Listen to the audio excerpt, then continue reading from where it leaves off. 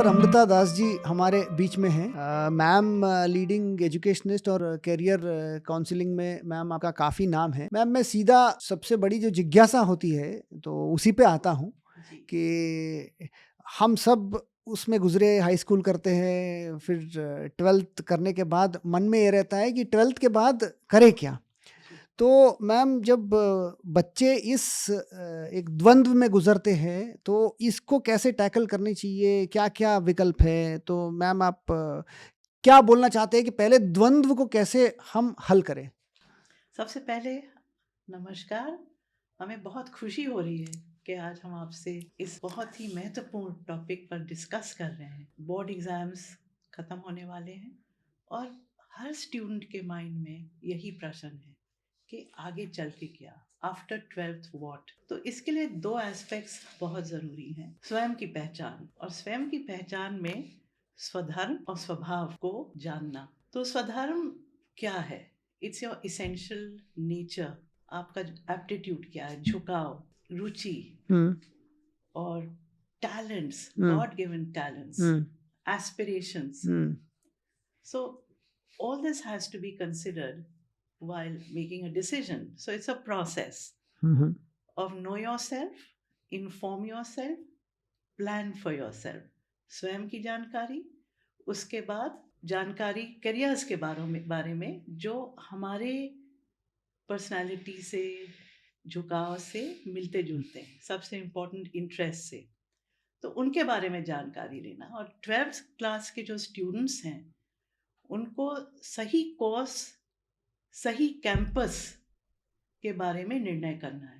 हुँ, सही कोर्स वो कोर्स होगा जो उनके पसंद का है, हुँ, अगेन जो उनके एप्टीट्यूड से, इंटरेस्ट से मिलता है, जिसमें वो अच्छा करते हैं। हुँ, और सही कैंपस वो है जो उस कोर्स के लिए फेमस है। हुँ, और ऐसे कई कैंपस है। तो एक बहुत बड़ा चेंज आया है। एक समय था जब सीटें कम थी, स्टूडेंट्स ज्यादा थे, हुँ, वो रिवर्स हो गया है। हुँ, अब कई अच्छे कैंपसेस हुँ, इस्टेब्लिश हो गए हैं। एक शिफ्ट आया है hmm, from pressure of competition hmm, to confusion of choice.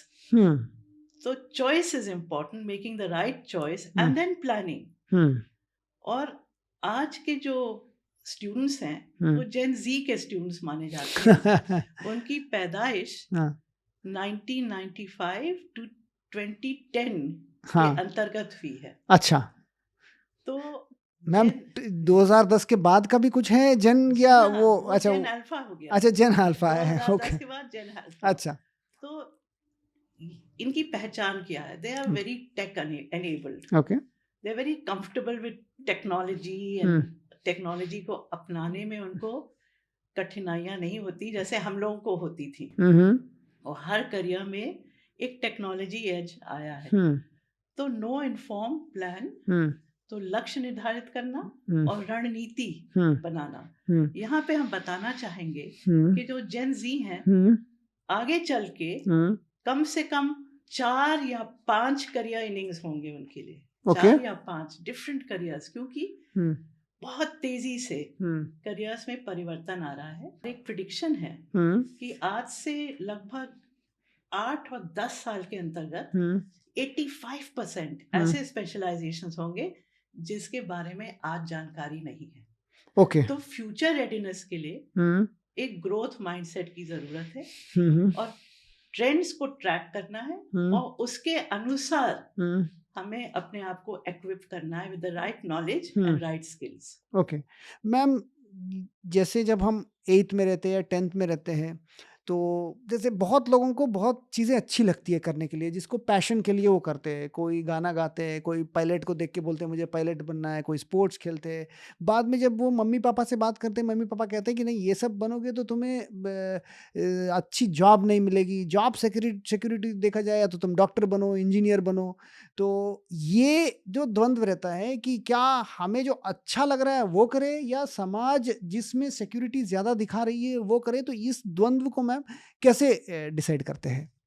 तो इसके लिए हम एक होलिस्टिक एक अप्रोच या दृष्टिकोण शेयर करना चाहेंगे। हुँ, तो 3 एस्पेक्ट्स को सोच के हमें अपने डिसीजन मेकिंग प्रोसेस में लाना है। सबसे पहला, हम किस में अच्छे हैं, हम्म हमारे सबसे स्ट्रॉन्ग सब्जेक्ट्स क्या है, हम्म हम किस एक्स्ट्रा करिकुलर एक्टिविटीज में अच्छे हैं, स्पोर्ट्स में, डांसिंग, म्यूजिक, एक्टिंग, हम्म हमें क्या पसंद है, हम्म और दोनों को जोड़ना है। तो जिसमें हम अच्छे हैं उसको आइडेंटिफाई करें, वो हमारा पावर है, वो हमारी हम्म शक्ति है। हम्म और जो हमें पसंद है, हम्म जिसके बारे में हम पैशनेट हैं, हम्म वो हमारा सुपर पावर है। हम्म और ये सुपर पावर पावर को ड्राइव करता है। हम्म तो your passion should be your profession, hmm number one. इनको जब हम जोड़ेंगे, इसके इंटरसेक्शन में हम्म सैकड़ों करियर्स है। हम्म तो आज एक बहुत बड़ा शिफ्ट आया है, hmm from job security to income security. Hmm आप अपने इनकम को कैसे सिक्योर कर पाएंगे? हम्म क्योंकि हर जॉब कॉन्ट्रैक्चुअल है, सब जॉब्स कॉन्ट्रैक्चुअल हो रहे हैं, गवर्नमेंट के जॉब्स भी कॉन्ट्रैक्चुअल होने वाले हैं। तो वो कॉन्ट्रैक्ट तभी रिन्यू होगा अगर आप अपने काम में, अपने कार्य में अच्छे हैं, if you excel, if you really do well. और आप तभी एक्सेल कर पाएंगे यदि आप में उस एरिया के बारे में डीप नॉलेज है, हम्म नेचुरल एप्टीट्यूड्स हैं, हम्म और इंटरेस्ट भी है। हम्म क्योंकि अगर इंटरेस्ट है तब आप और भी उसके बारे में जानना चाहेंगे, अपने टैलेंट को उसमें बढ़ाना चाहेंगे, हम्म और जो आप करेंगे आनंद से करेंगे। आपके लिए एक पर्पस ऑफ लाइफ होगा, मीनिंग इन लाइफ होगा, और उसके साथ साथ रिकग्निशन और रिम्यूनरेशन भी आएगा। हम्म तो हम स्टूडेंट्स को बताना चाहेंगे कि आप प्रेशर में ना आए, hmm don't come under parental pressure, peer pressure. तो मैम अपनी सोच पेरेंट्स को बदलें। क्या बताना चाहेंगे मैम, क्योंकि जनरली पेरेंट्स भी, हर पेरेंट अपने बच्चे के लिए अच्छा ही सोचते हैं। क्या ये भी अगेन एक बहुत डायलेमा रहता है कि पेरेंट की आप देखेंगे कि जो सोशल विजडम है उन्होंने भी दुनिया देखी हुई है, और वो अपने बच्चे को जितना वो खुद के लिए चाह रहे हैं उससे कम तो वो चाहेंगे नहीं, कि वो भी चाहते हैं कि अच्छा हो जाए। तो ये जनरली हम लोग कहते हैं कि पेरेंट्स की प्रेशर पे ना आए, बट पेरेंट्स की भी जो व्यू है वो कैसे कंसिडर करके फिर उसको वेई करे तराजू पे, या कैसे उसको अकोमोडेट करना है? तो हमने भी देखा है अपने 35 साल के करियर में, इसी क्षेत्र के करियर में, एजुकेशन और करियर्स के, कि parents want the best for their children. Parents exactly. चाहते हैं कि उनके बच्चे सफल हों, हम्म परंतु ज़्यादातर पेरेंट्स नहीं जानते हैं हम्म कि चेंजेस क्या आए हैं। हम्म तो we have to prepare our children according to future trends, hmm not according to past trends. Hmm और जब भी कोई भी सक्सेस स्टोरी हमारे सामने आती है, उसमें एक कॉमन डिनोमिनेटर होता है। हम्म whoever has been successful always says कि हम इसलिए कामयाब हुए अपने प्रयासों में क्योंकि हमारे पेरेंट्स ने हमें मोटिवेट किया, प्रेरणा दी, हम्म प्रोत्साहित किया। Hmm my parents believed in me, hmm my parents help me to realise my dreams. Hmm तो पेरेंट्स का रोल बहुत ही इम्पोर्टेंट है, हम्म और उनके बच्चे चाहते हैं कि पेरेंट्स को सेटिस्फाई करें, और सेटिस्फाई करने के क्वेस्ट में बहुत बार वो दबाव में आ जाते हैं। हम्म तो it's important to inform parents. और हम बच्चों से कहते हैं आप अपने करियर के बारे में रिसर्च करें, पेरेंट्स से डिस्कस करें, हम्म और उनको बताएं, उनको आश्वासन दें कि ये हमारी जर्नी होगी, हम पूरी कोशिश करेंगे, प्रयास होंगे, और हम अपने प्रयासों में सफल होंगे। I will make you proud. Hmm So you have to show evidence to your parents that you are sincere and serious. And parents should also give that space to children so that they can perform and excel. Yes. Ma'am अगर हम specifically बात करें कि 8th standard 9th standard की बच्चा अगर ये सोचे कि मुझे क्या लेना है, साइंस लेना है, कॉमर्स लेना है, आर्ट्स लेना है, तो इसमें क्या क्या ऑप्शंस है स्पेसिफिकली अगर बात करें, और उनको क्या उस वक्त क्या सोच के इनमें सेलेक्ट करनी चाहिए? तो जो 9th 10th क्लास के स्टूडेंट्स हैं, उनके सामने आज इंटरडिसिप्लिनरी चॉइसेस आ गए हैं। Okay. National education policy NEP 2020 ने जो आर्ट, साइंस, कॉमर्स के स्ट्रीम्स थे उनको हटा दिया है। हम्म तो आप कोई भी सब्जेक्ट ले सकते हैं, हम्म आप एक मिक्स ले सकते हैं, हम्म डिपेंडिंग ऑन आपको क्या पसंद है। हम्म अब आप समझिए, एक स्टूडेंट जो कि बायोलॉजी में बहुत टॉप पे है, बायोलॉजी पसंद भी है, बट क्योंकि उसको पीसीएम या पीसीबी के स्ट्रीम में जाना था तो बायोलॉजी छोड़ना पड़ा। तो अब अगर आप across the streams you can pick up subjects, it will bring out the best in you, you will do well. तो इसमें दो एस्पेक्ट्स को ध्यान देना है चुनाव के समय। हम किन सब्जेक्ट्स में अच्छे हैं, हमको क्या पढ़ना अच्छा लगता है, और एलिजिबिलिटी क्राइटेरिया क्या है। तो हम एलिजिबिलिटी क्राइटेरिया के बारे में इसके बाद बात करेंगे। ज्यादा से ज्यादा करियर्स सभी सब्जेक्ट कॉम्बिनेशन से। बट मैम क्या, जैसे उदाहरण के लिए अगर कोई कहते हैं कि मुझे हिस्ट्री ज्योग्राफी पढ़ने में तो अच्छा लगता है, बट उनके पेरेंट्स कहेंगे कि नहीं तुम ये पढ़ोगे तो तुम्हें जॉब की प्रोस्पेक्ट शायद उतनी अच्छी नहीं होगी, इसलिए साइंस पढ़ो। तो क्या वो कई बार बच्चे भी सोचते हैं हाँ हो सकता है ये भी सही हो, तो वो साइंस में भी फिर पढ़ने लगते हैं। तो इसी में जो चेंज आया है, हाँ, एक मूवमेंट आया है from STEM to STEAM, from science technology engineering and math to science technology engineering arts and math. Okay. तो अगर आप इंटरडिसिप्लिनरी सब्जेक्ट्स लेंगे तब आप फ्यूचर रेडी बनेंगे, क्योंकि आज और आगे चल के कई नए स्पेशलाइजेशंस हैं जो कॉम्बिनेशंस के। उदाहरण के तौर पे यदि आप मैथमेटिक्स और हिस्ट्री पढ़ेंगे तो एक नया स्पेशलाइजेशन है cliodynamics. Okay. History is a study of the past to understand the present and predict the future.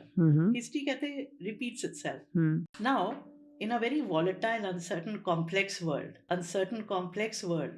where changes are very fast, it's very difficult to make accurate predictions. So you need mathematical accuracy. Now, if you bring in mathematical algorithms and calculations, you can predict accurately and then have plan A, B, and C. Then psychology and biology is about body-mind connect. So cognitive science, neuroscience, etc. come from this. You know, because a healthy body requires a happy mind and vice versa. So there are many such combinations. The most interesting one is medical humanities. So interdisciplinary choices are very important, and students who choose across those stereotypical streams are going to be very ready for future trends. तो यही parents को समझाना है कि changes आ गए हैं future के लिए। हम लोगों को स्टीरियोटिपिकल जो अप्रोचेस थे, जो बहुत ही ट्रेडिशनल अप्रोचेस थे, वो छोड़ के दायरे से बाहर सोचें। मैम आज की तारीख में अगर आप देखेंगे कि हर शहर में आपको जेई का, आईआईटी जेई के लिए कोचिंग इंस्टीट्यूट, क्योंकि उस एंट्रेंस एग्जाम से कई और इंस्टीट्यूशंस लेती है, फिर नीट के लिए जो कोचिंग इंस्टीट्यूट है लगभग सारे मेजर शहर में आपको मिलती है। क्योंकि अभी भी कई बच्चों का ये मानना है कि शायद सबसे ज़्यादा बेहतर जॉब्स, प्लेसमेंट अपॉर्चुनिटीज़ उसी एग्ज़ाम के थ्रू जो इंस्टीट्यूट में जाएंगे फिर ये जाएंगे। एक तो मैम दो प्रश्न है मेरा। एक तो इन दोनों की जो शायद वेरी पॉपुलरली नोन है सबके लिए, इन दोनों के बारे में आपका क्या कहना है? और इन दोनों के अलावा और कौन सा विकल्प है, कौन कौन सी एग्जाम है, कौन कौन सी स्ट्रीम है जो इसके टक्कर एक तरह से कि उनकी कैरियर को खड़ा कर सकता है? तो ये जो एक स्टीरियोटाइप्ड कंडीशनड अप्रोच था, लीनियर इक्वेशन के PCM equals engineering, PCB equals medical, commerce equals engineering, accountancy equals CA इत्यादि, इससे आगे बढ़ना है। Engineering, medical, management, accountancy are good careers, but not for everybody. Not for those who have aptitudes elsewhere. Supposing you love physics, chemistry, math, you enjoy studying it, and you don't want to do engineering. So you can go in for architecture, you can go in for merchant navy. Navy and Air Force require just physics and math. You can go in for pharmacy. After COVID, pharmacy is trending.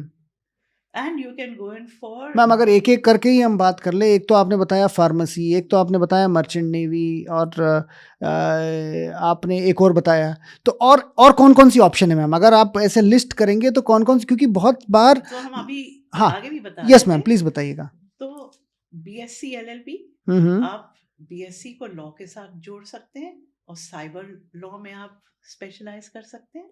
और scientific research का भी बहुत अच्छा future आगे चल के, because research will drive technology, not vice versa. Hmm तो आपके लिए सब बहुत अच्छे करियर्स हैं। फिजिक्स, केमिस्ट्री, बायोलॉजी अगर आप लेते हैं तो वहाँ भी you have apart from medical there's paramedical. Paramedical is parallel to medical. हम्म जैसे कि physiotherapy, audiology, optometry, medical technicians. There's so much scope for medical technicians in every specialization of medicine. Hmm But people don't know about it. Hmm It's just a 4-year course after +2, hmm and you can do extremely well. Hmm So there are a lot of possibilities. And BSc LLB में genetics law कर लीजिए, आगे चल के there's a lot of scope for genetics law. Again, go for research in zoology, botany, chemistry. And I'll give you an example. इसमें हम success story का एक उदाहरण देंगे। हमारी एक स्टूडेंट थी जो काउंसलिंग के लिए आई थी, शंभवी प्रताप सिंह। तो जैसे कि PCM में जब स्टूडेंट्स अच्छा करते हैं तो वो कोचिंग के लिए जाते हैं, ये भी कोचिंग के लिए गई। मगर 1 महीने बाद उसको समझ में आ गया कि मुझे केमिस्ट्री पसंद है, मुझे इंजीनियरिंग में नहीं जाना है। उसने अपने पेरेंट्स से बोला, and parents are very open, हमारे पास आए।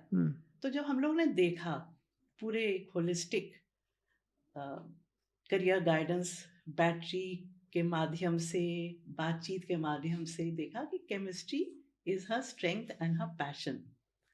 तो हमने सजेस्ट किया, get her out of coaching, let her concentrate on board. तो पेरेंट्स ने कहा कि आगे चल के क्या हो। तो हमने कहा केमिस्ट्री के बाद भी बहुत अच्छा फ्यूचर है।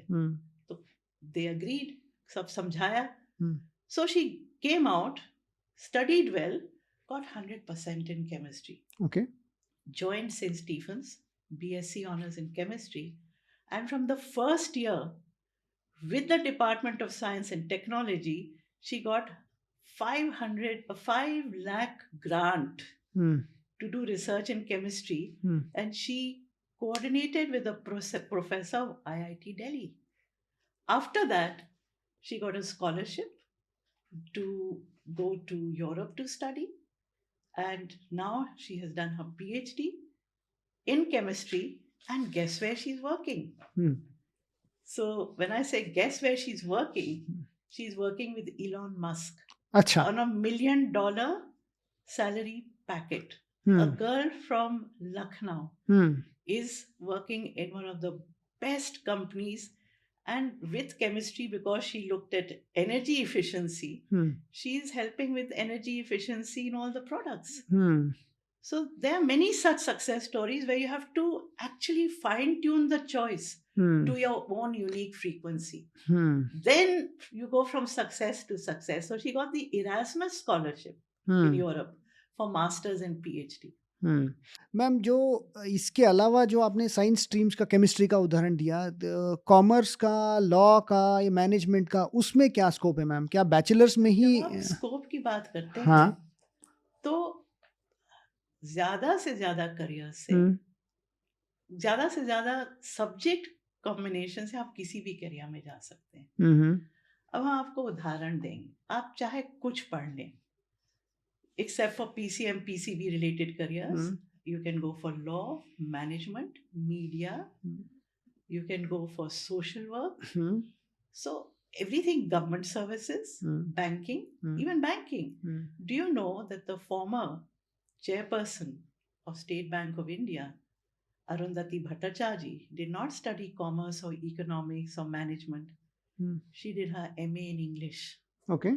So what happens when you study a subject that gels with you, subject that you're good with, it develops your mind. And then your mind is open to all possibilities. The bank PO and bank exams are open to anybody, just like civil services. Minimum qualification is graduation. So here is a person who did MA in English, went through this SBI journey, got all the training as one of the most sought after financial experts today. So there's often not a direct connect between the subject you study and the career. Ma'am इसी में जब बात है जो आपने बताया है कि कैरियर ऑफन जो कॉम्पिटिटिव एग्जाम जो लिखते हैं, आपने सिविल सर्विस के लिए जी, कहा जी। कि या बाकी भी जितने भी कॉम्पिटिटिव एग्जाम्स है, तो वो तय करती है कि आप किस कैरियर में जाएंगे। तो बहुत बार ये देखने को मिलता है कि लोग उस पर बहुत ज़्यादा अपनी ऊर्जा खर्च करते हैं कि वो कॉम्पिटिटिव एग्ज़ाम चुनते हैं, फिर वो गलत भी नहीं बोल सकते क्योंकि उनको करियर ओरिएंटेड में। तो आपको क्या लगता है कि जैसे आपने उदाहरण दिया अभी कि एक लखनऊ की लड़की जो इलॉन मस्क के साथ काम कर रही है, वो केमिस्ट्री पढ़ी, केमिस्ट्री में वो पैशनेट थी, देन डेस्टिनी टूक हर टू इलॉन मस्क। और बहुत सारे ऐसे बच्चे हैं जो कॉम्पिटिटिव एग्ज़ाम ओरिएंटेड रहते हैं, तो उनके लिए आपको क्या लगता है, that's a right See, strategy? rather than competitive exam oriented, we have to be more career oriented. Do we want to work in the government services or banking services or defense services? We have to be clear about that. Hmm, We cannot play a lottery with our lives. Hmm, Everybody cannot go into the defense services. Hmm, We may work hard, we may crack the exam, but the hmm, issue is, क्या ये career हमारे aptitude और interest अनुसार है कि नहीं? हुँ, Is this something that matches hmm, with my deep driving interest, my passion? Hmm, So लोग entrance exam इसलिए लेते हैं बिकॉज दे थिंक आ जाएंगे स्टेटस सिक्योरिटी। हुँ, सबसे पहले आप डिसाइड करिए किस करियर के एंट्रेंस एग्जाम को आप लेना चाहते हैं, हुँ, क्योंकि ये बहुत competitive होता है। हुँ, एक फॉल बैक ऑप्शन रखें। फॉर एग्जाम्पल, यदि आप सिविल सर्विसेज की तैयारी कर रहे हैं, हुँ, तो सिविल सर्विसेज एग्जाम से पहले टिल द एज ऑफ रफली 22 आप एक प्रोफेशनल क्वालिफिकेशन ले लें जो अगेन आपके एप्टीट्यूड्स और इंटरेस्ट से अलाइंड है। हुँ, जैसे कि आप लॉ कर सकते हैं, आप मैनेजमेंट कर सकते हैं, मीडिया, आप एकेडमिक्स में जा सकते हैं, सोशल वर्क कर हुँ, सकते हैं। तो एक फॉल बैक ऑप्शन ऐसा लें विच इज, यदि हम सिविल सर्विस में नहीं आते हैं, hmm, will I be happy with this career और नॉट? हुँ।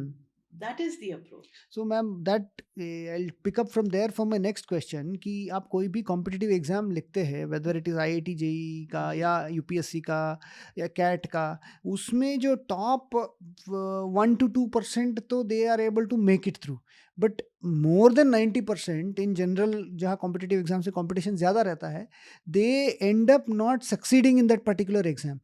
उस टाइम पे मैम बहुत बार मायूस हो जाते हैं, तो आपको बहुत सारे ऐसे स्टोरीज है कि they have ended up becoming more successful than even otherwise. वो क्रैक करते तो जी। वो शायद उतना सक्सेसफुल ना होते। तो उनको आपको क्या कहना है कि how should you take failures in such cases? So actually what we have to decide is that ये हमारा एक प्लान है आगे के लिए। ये प्लान ए, ये प्लान बी और ये प्लान सी है। सभी हमारे लिए अच्छे हैं। हम्म, तो अगर प्लान ए या बी नहीं आता है तो सी हो जाएगा। हम्म, तो हमको एक ऐसी प्लानिंग करनी चाहिए, लक्ष्य निर्धारित स्ट्रेटेजिकली करना चाहिए, ताकि हमें एक अंदाज हो, हम्म, एक आइडिया हो कि हमारा पाथवे क्या होने वाला है। हम्म, मल्टीपल पाथवेज हैं, हम्म, और हम ये नहीं तो फिर कहाँ चलेंगे। हम्म, और बहुत सी तैयारी सिमिलर होती है, हम्म, इसको हम डफटेल कर सकते हैं। हम्म, फॉर एग्जाम्पल, अगर आप सिविल सर्विसेज की तैयारी कर रहे हैं, तो सिविल सर्विसेज की जो तैयारी है वो Reserve Bank of India grade A grade B से मिलती जुलती है। हम्म, प्रीलिम्स का जो पेपर 1 और 2 है वो बैंक पीओ और स्टेट बैंक ऑफ इंडिया से मिलता जुलता है। हम्म, तो आप सिमिलर एग्जाम्स ले लें, हम्म, आप सिमिलर करियर्स में आ जाएं which will involve management and administration. Hmm, So you have to have a wider arena hmm, and strategy and realize all this is good for me. I will try my best. I will do my best, and the door that opens for me was meant to be for me. meant to be। तो ma'am बहुत बार जैसे आपने कहा दो door that is open for me is meant to be for me. तो बहुत बार ऐसे लगता है कि एक करियर में जाते हैं और कहीं न कहीं उनको लगता है कि नहीं, ये करियर या तो वो उतना सक्सेसफुल नहीं होते हैं, या उनको लगता है कि नहीं, इसमें this is not meant for me. So then they sort of switch careers. इसको लेके आप सोशल मीडिया में भी देखेंगे तरह-तरह की एडवाइस देते हैं। कुछ लोग कहते हैं कि नहीं, कोई there is no, you are never too late to start anything afresh. तो आपका क्या कहना है कि वो जब उस द्वंद पे खड़े हैं, उस चौराहा पे खड़े हैं कि जहाँ ज़िंदगी में ये तय करना है कि would you keep pegging at it और would you just come back and start afresh? So basically, as we journey in life, we change, hmm, we grow in knowledge, we grow in experience, and the world keeps changing. More and more opportunities come up. Hmm, So we have to constantly align and realign. Hmm, We have to change tracks where it is necessary. और जब हम change track करेंगे तो हम उस knowledge को आगे बढ़ाएंगे ना. Hmm, nothing is lost. Hmm, you are carrying that forward. Hmm, so you have to take strategic decisions and as I said, कम से कम 4 या 5 अलग अलग करियर्स आएंगे. 85% हुँ, specializations don't exist today. So don't be afraid to change. Be hmm, prepared for change. Be hmm, prepared to pivot. हुँ, एक नया term है pivot, turn around. हुँ, मगर इसके लिए you have to constantly update your knowledge and skills hmm, and be a lifelong learner. Hmm, Coursera.org तरह के कई platforms हैं which give you the latest hmm, specializations. So equip yourself hmm, and be ready hmm, to take on the future, be ready to embrace the change, be hmm, excited about life, hmm. follow your heart. Ma'am, आज की तारीख में entrepreneurship को लेकर भी बहुत लोगों में एक्साइटमेंट रहता है। तो आपको क्या लगता है कि because that is also sort of job giver rather than job seeker. बहुत सारे इंडिया में इनफैक्ट यूनिकॉर्न जो यंगस्टर्स हैं आज की तारीख में, कई लोग मेट्रोज़ में, इवन छोटे-छोटे शहर से अब they are becoming entrepreneur, starting their own companies and giving jobs to others. उसके लिए and but it is always, it involves high risk, कि क्योंकि जॉब सिक्योरिटी तो महीने-महीने जब वेतन आती है तो उसमें रहता है, एंटरप्रेन्योरशिप में वो सिक्योरिटी नहीं रहता है। तो what do you suggest, what kind of people should get into entrepreneurship? So I'm an educational entrepreneur yes. and I took the risk हाँ, and I came into a field that nobody had thought of.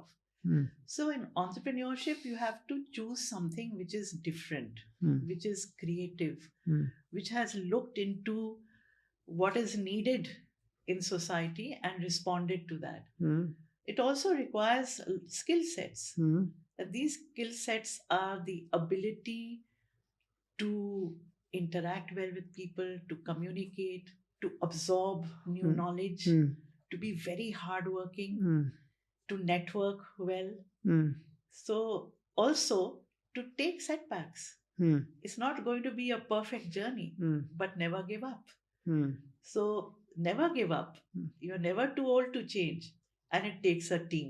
Hmm, 3 aspects बहुत important हैं. हुँ, तो मतलब जहाँ तक entrepreneurship की बात आई, एक तो आप एंटरप्रेन्योर बने, हुँ, बट आज के ज़माने में एंटरप्रेन्योरशिप इज़ अ स्किल. हुँ, सो ज़्यादा से ज़्यादा कंपनीज उन लोगों का चुनाव कर रहे हैं हु आर एंटरप्रेन्योरियल. हुँ, और जब एंटरप्रेन्योरियल स्पेशलिस्ट या प्रोफेशनल्स किसी भी कंपनी में जाते हैं, they are intrapreneurs. Hmm, They are entrepreneurs within the company, hmm, and there's a very big demand for them. Hmm, So, hmm, as an entrepreneur, if you want more security, Hmm. go to a company. Hmm, Companies are hiring entrepreneurs hmm, to create, to innovate, to be thought leaders, hmm, and to come up with something new which will be profitable. Hmm, So, you can have that security by being an entrepreneur within a company, learn the ropes, hmm. and maybe you can then set off on your own. Ma'am, ये एक प्रश्न है जो बहुत बार, ये this is not directly related to career counselling but very much pertinent to the youngsters, and बहुत बार पेरेंट्स इससे परेशान रहते हैं कि बच्चे मोबाइल में या गैजेट्स में, सोशल मीडिया में बहुत ज़्यादा टाइम स्पेंड कर रहे हैं। उनकी आप स्क्रीन टाइम देखेंगे डेली, किसी का 3 घंटा, 4 घंटा, 7 घंटा, जो ये शायद पहले जनरेशन, आपने बताया जेन ज़ी बताया, तो जो भी जन इससे पहले रहा होगा, वो इस तरह से नहीं बड़े हुए हैं कि almost the world is in their hand, in their mobiles and in their gadgets. इसका बहुत सारे फायदे भी है, बहुत सारे इसका नुकसान भी है। तो जब यंगस्टर्स सोशल मीडिया की जो गैजेट और सोशल मीडिया से इतने कनेक्टेड रहते हैं, तो how do you see it and what do you think, उसको कैसे हम फायदा ले सकते हैं, और what are the flip sides and what should we avoid? So फायदे बहुत हैं, यानी कि you have to be tech savvy. You not need to know कि लेटेस्ट टेक्नोलॉजीज क्या हैं, और लेटेस्ट टेक्नोलॉजीज को हम अपने एजुकेशन और करियर में कैसे यूजफुली अपनाएंगे. द फ्लिप साइड इज कि social media and gaming is an addiction, और वो एडिक्शन तब बनता है जब हम घंटों उसमें बिल्कुल व्यस्त रहते हैं. तो जब एडिक्शन बनता है उसके कई बहुत ही नेगेटिव एस्पेक्ट्स होते हैं. The addiction leads to irritability, violence, lack of sleep, and performance levels also drop. So we have to plan our time better. And we can plan our time by not spending more than maybe 1 hour on the social media every day, because it's important not to get distracted. But use of technology in your education and careers is important. For instance, if you're in the field of advertising, there's digital marketing. If you're in the field of management, there's e-commerce. You love sports, you're a sports person, esports is going to be trending. If you are into being a chef, then cloud kitchens have come into vogue. So using technology in your career, because every specialization has a digital avatar, is fine. But getting addicted to social media or gaming can really pull you down. Ma'am, I think that is a very pertinent point. Essentially, what you are saying is you become master of technology for your benefit, but Yes. don't become slave to the technology that you should be using instead. Absolutely. So I always say that today people say that millions of jobs will be lost because of technology. I say millions more will be created. You have to outsmart smart technology. And you can outsmart smart technology by understanding which would be the best professional course for you and excelling in it and using technology in a right way in that career. Ma'am, आजकल artificial intelligence का बहुत एक तरह से ज़माना ही है। जिस तरह से लार्ज लैंग्वेज मॉडल्स है, चैट जीपीटी, ओपन एआई, ये सब चल रहा है। तो इनफैक्ट इवन लखनऊ में भी, उत्तर प्रदेश में भी बहुत सारे स्कूल्स पीसीएम के साथ, फिजिक्स, केमिस्ट्री, मैथ्स के साथ artificial intelligence as a subject पढ़ाने लगे हैं। तो एक तरह तो बहुत लोगों में फियर है कि लोग डरते हैं कि कहीं उससे जॉब छीन न जाए दुनिया में। आपने Elon Musk, one of the he is one of the वो स्पेकुलेट ये करते हैं कि इससे एक तरह से कुछ जॉब हटेगा, दूसरी तरह से जॉब आएगा। तो इसके बारे में आपका क्या कहना है मैम? वही मेरा कहना है कि आर्टिफिशियल इंटेलिजेंस की जानकारी, उसके प्रोज एंड कॉन्स बहुत ही नेसेसरी है. How can we use artificial intelligence intelligently in our lives? That's important. But we should also know that a lot of jobs which are driven by AI will go. So what will remain then? What will remain then is the human touch, people-oriented careers. And with people-oriented careers, certain employability skills like social, emotional, spiritual quotients should be high. So I say high touch before high tech. That will remain.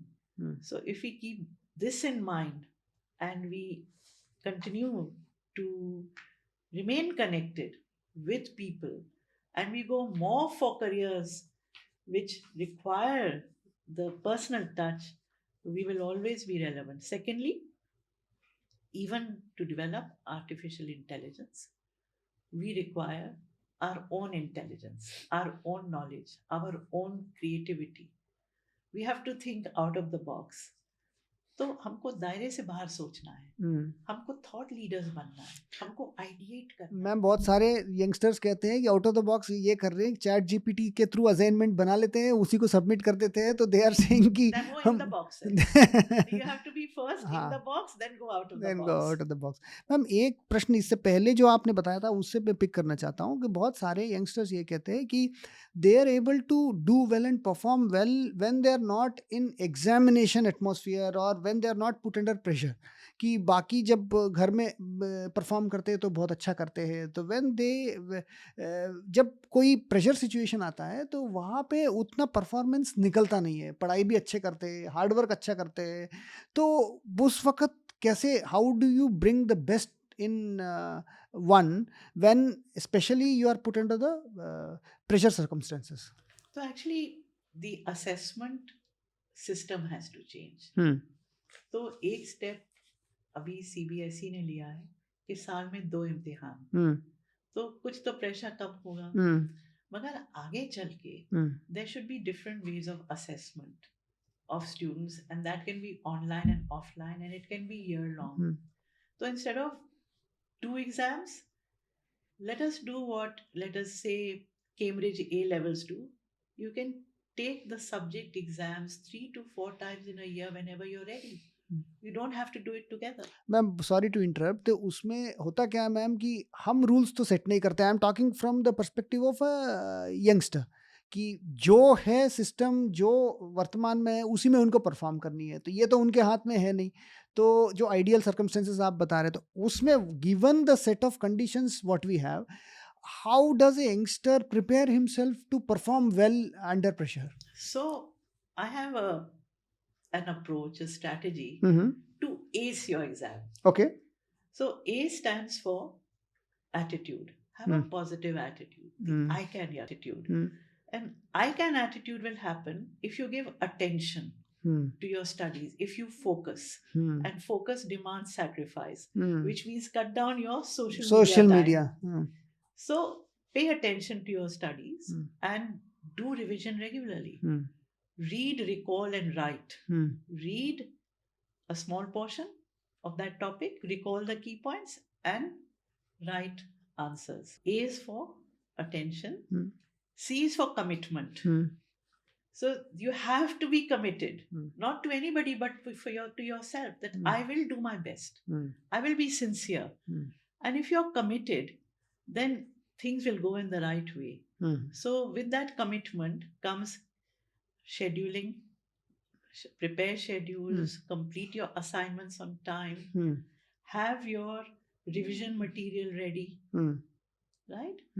And E stands for endurance. And endurance is, yes, it is tough going.